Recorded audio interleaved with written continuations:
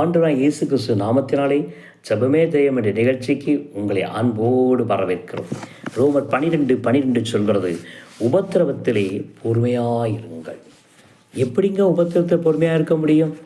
ஒருபுறம் பாடுகள், கஷ்டங்கள், துன்பங்கள், தேவைகள், வேதனைகள், இழப்புகள், இவையில் நான் எப்படி பொறுமையாக இருக்க முடியுங்க?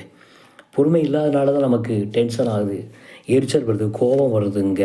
இயலாமைனாலும் சில காரியங்கள்னால நமக்கு என்ன ஏற்படுகிறதுங்க, நம்ம பொறுமையை இழந்துருதுங்க. அதனால் ப்ரெஷர் ஏறுது, சுகரெல்லாம் கூடிடுதுங்க, ஒரு மயக்க நம்ம வந்துடுது, சிலருக்கு தலை சுற்றி கீழே விழுந்துருதாங்க.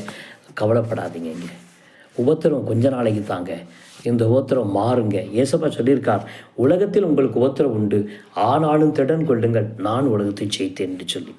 ஏசப்பாவுக்கு வராத உபத்திரமாங்க, உபத்திரவங்கள்லாம் அவர் சிலுவையில் ஜெயித்தாருங்க. நீங்களும் உபத்திரவத்தை ஜெயிப்பீங்க, மகிமையான ஆசீர்வாதங்களை பெற்றுக்கொள்வீங்க.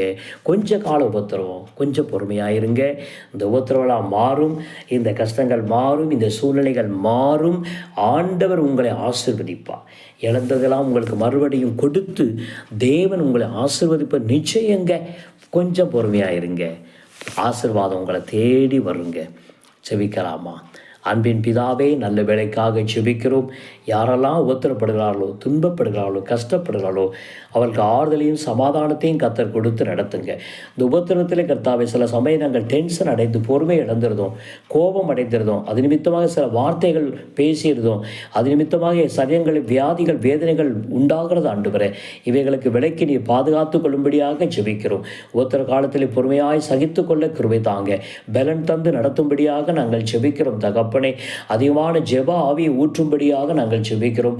விசுவாசத்தினாலே நிரப்புங்க, வேத வசனத்தினாலே அவர்களை ஆசீர்வதிங்க. ஆறுதல் உண்டாகட்டும், உபத்திரம் நீங்கட்டும், கஷ்டம் நீங்கட்டும், ஆசீர்வாதம் உண்டாகட்டும். இயேசுவின் நாமத்தில் ஜெபிக்கிறோம் பிதாவே, ஆமேன். கர்த்தர் உபத்திரத்தை மாற்றுவாருங்க, உங்கள் துன்பத்தை எல்லாம் நீக்குவாருங்க, உங்களை சந்தோஷப்படுத்துவார், உங்களை சமாதானம் தருவார், உங்களை ஆசீர்வதிப்பாருங்க. நீங்கள் அனுபவிக்கிற இந்த பாடு உபத்திரமும் நிரந்தரமல்ல, கொஞ்ச காலம்தான். மகிமையான ஆசீர்வாதத்தை ஆண்டவர் உங்களுக்கு தந்து உங்களை உயர்த்துவாருங்க. உங்களுக்காக நாங்கள் ஜெபிக்கிறோம். God bless you. Thank you.